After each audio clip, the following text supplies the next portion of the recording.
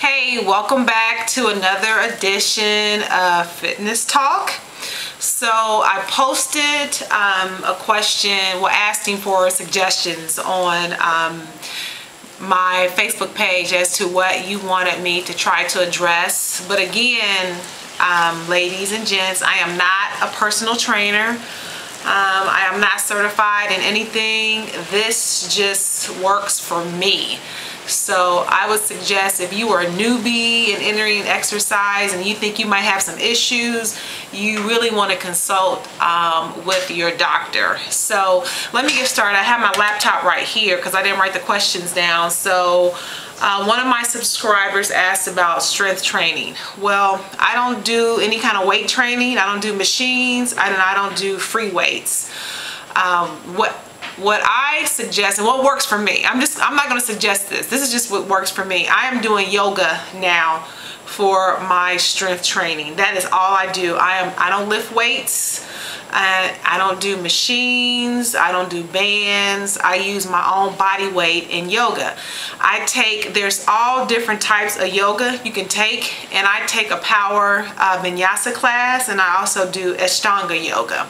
So I'm doing planks, high planks, low planks, side planks, holding poses. That's doing nothing but building strength, and you're using your own body weight.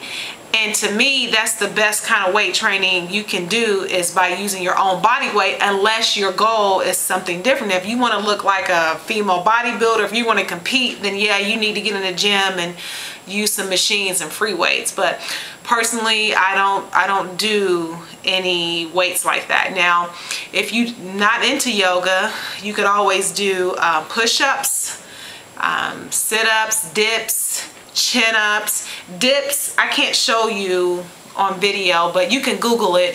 All you need is a chair, and you dip yourself up and down in the chair. I mean, you can put in dips and Google the image, and it'll show you how to do dips. So that's good for upper body strength and training, because you're using your own weight. Legs, if you're trying to build muscles in your legs and you don't want to run, and I don't do any lower body type of specific exercises, because that's what my running does. My running keeps my legs into shape. And also yoga, because we do standing poses. You know, sometimes I'm on one leg or two legs for 10 to 30 breaths. That doesn't sound like a long time, but it is a long time when you have all your body weight on one leg. So that's it. That's what I do for my own personal strength training. You don't need weights and machines and free weights to give yourself like definition.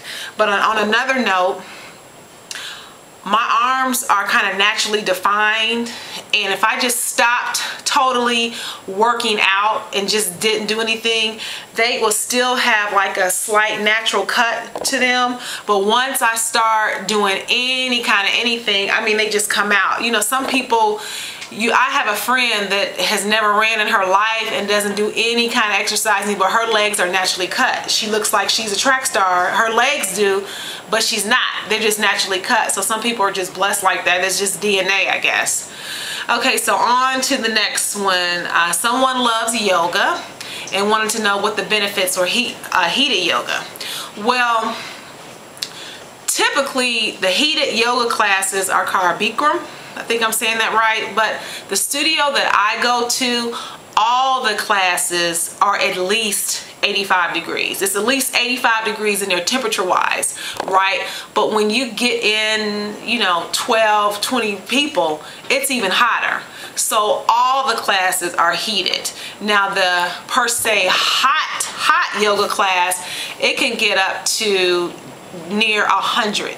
I mean, because that's considered like a safe temperature, as long as you need to hydrate yourself before you go to class. But do y'all hear that? It is raining outside, and I don't have any windows open. Yeah, it is storming. Okay, that was random. Sorry. Back to the message at hand. So the hot yoga helps to release all the toxins. So you sweat out all the toxins in your body.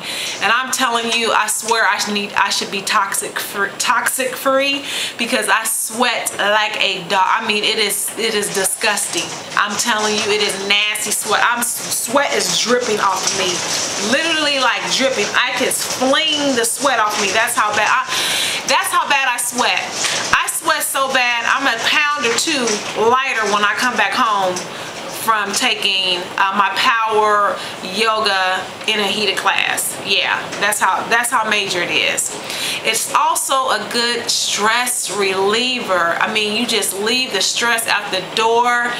It is awesome. If you've had a bad day and you go to a good yoga instructor, when you're finished with her class or his class, you should feel like you didn't have a bottle of wine. I mean, that's how relaxed you should be after you've had a good yoga class. Because when I first started, the first week, I went to a yoga class and not knowing really anything about yoga, I could tell right off the cuff that the teacher really didn't know what the heck she was doing. Now, I'm coming in as a newbie, but I just had this feeling. I said, this chick has to be new, and come to find out, she was new. So I went to a for real yoga studio and invested the money because it's really not cheap, but it is so worth it to me, and I'm addicted to yoga. I will not give up yoga. I will do more yoga now than I run because that is how much I like yoga. Yoga has really leaned my entire body out. I see such a big difference. So I'm telling you, if you can get to a yoga class, a vinyasa yoga class, because hatha yoga is more stretching. There's, like I said, there's all different types. But if you can take a power vinyasa class, hold on to your bootstraps because it is not for the weak and weary. You are going to get a great workout. It's also good for flexibility, posture, strength. It's just good overall. Just Google it. Google it. You don't have to take my word for it. Google it. You'll find all the information you need on what the benefits of yoga are. These are the benefits for me. Okay, someone else wanted to know, what the benefits were working. Let's see, talk about the benefits of working out. I'm a grandmother of 4 and I run 5 to 6 days a week. What do you get out of your workouts? I don't even know how to answer that. I don't know how to answer what I get out of my workouts. I guess a feeling of satisfaction, the benefits. I don't know. I don't know how to honestly answer that. What do I get out of my workouts? I mean, I get results. I'm addicted to working out. Working out to me is a must. This is like brushing my teeth or taking a shower. I want to stay in shape. I want to look good. It's about health and vanity. I mean, just to keep it 100, it's health and vanity. Those are the benefits I get out of working out. And I make no excuses. I have a full-time job. I have this YouTube. I'm doing Alex and Vaughn. I have kids, but I make time. You got to make time for yourself, because if you don't make time for yourself, who is going to make time for you? Okay, building endurance when you're starting from square one. You have to be patient, because if you're, for example, if you're starting to run and you've never run before, you have to build up. It's not going to happen overnight. You just have to keep at it. You can start doing it. You can start 1 day a week, you know, and try that for 2 weeks, then move up to 2 days. I mean, just gradually increase what you're doing, like I do with my long run. So right now my long run is like 6.5 miles, and then each week I go further and just keep going further and further and further. That's how you build up. You can't do it all of a sudden. You just got to take your time and do it in increments, and sooner or later you're going to get to your goal, but you have to be patient. You're not going to wake up overnight and you're going to wake up with guns. That's not going to happen. You have to take your time, you know, be patient, 1 day at a time, 1 workout at a time, until you see results. Let's see, protecting your knees, and how do I run without injury? Well, when I first started running, I ran around a track, and it was at a cinder, so that's better than the cement. But I don't know, I don't have knee problems. I'm telling you what, that good shoes also helps with that. But I ran in the wrong shoes for years, but I've never had any knee issues or hip issues, so I really cannot speak to that. But I would say if you have knee problems, you might want to talk to your doctor, because your doctor may suggest that you don't run. Maybe you need to do some type of low impact type of activity. If you have bad knees, running on the cement is probably not going to be good for you, and maybe even running on a treadmill might not be good for you. So I really cannot speak on that, because I don't have any knee issues, hip issues, or otherwise. Let's see what else. Exercising options for people who have osteoarthritis in the knees. Again, I am not a trainer, I am not a doctor, I cannot speak on that.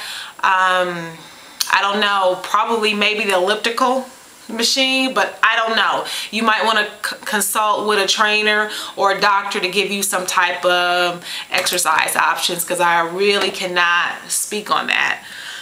So those are that's my fitness talk for this Friday. And if you have any other suggestions or ideas or anything else you want me to touch on, leave them in the comments below, or you can hit me up on Facebook. And I hope that I have answered all your questions successfully, or my answers were of help to you. So like I said, just stay encouraged. It takes time, and if I can do it, you can do it. I mean, like I said, I have kids, they have homework, I have a full-time job, I got a husband at home, you know, I have this YouTube, I'm answering questions and responding to comments, but I'm also a pretty organized person, so I'm a creature of habit too. So I am up, I have my schedule, and I get all flustered when stuff does not go according to plan, but that's just my personality, that's just in my DNA. But you have to do it, and I like the results. There was a time where I used to just hibernate in the winter. Like, I would run until I couldn't take the cold anymore, because I hated the treadmill so much. I hate the treadmill. I just do. I still do. And I wouldn't go to the gym. I wouldn't go. And I would gain about 10 to 15 pounds. I would gain it, but I would get it off, because as soon as the weather would break in March, I would be back outside again and running. And I hibernated for years, but I decided this year I am not gonna hibernate, because I always regretted it that first run of the year. You just don't. It takes a long time to get in shape, and then if you get it doesn't take long for you to get out of shape, and then you gotta just get back in shape again.